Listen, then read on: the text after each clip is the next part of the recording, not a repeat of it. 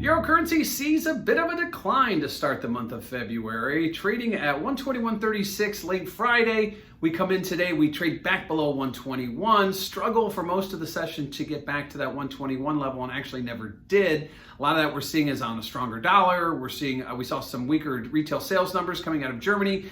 Likewise, the lockdowns that continue throughout Europe are going to continue to be a wet blanket on the euro currency itself. No sign yet of when that's going to open up, and that means no sign of when their economies are going to be to open up full boat.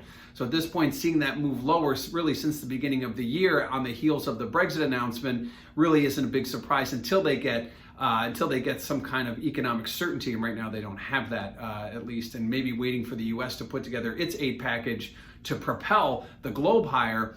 Maybe a little bit of optimism priced in there, but certainly waiting for real hard data and haven't gotten it yet, at least not in the Eurozone.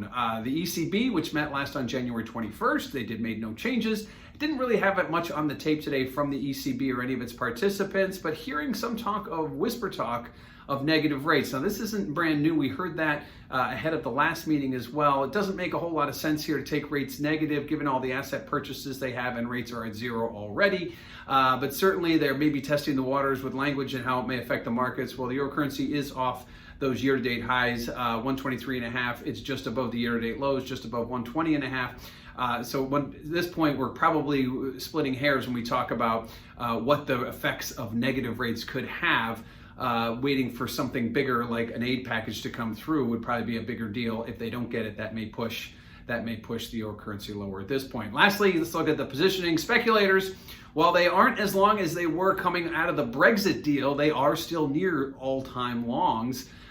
Meaning that there is some optimism priced in there. Maybe they're waiting for something in the US, maybe something in Europe, maybe they're waiting for some kind of positive economic news, but certainly we would see speculators getting out at a much faster pace if there was some concern, and there doesn't seem to be any there, at least from that bucket.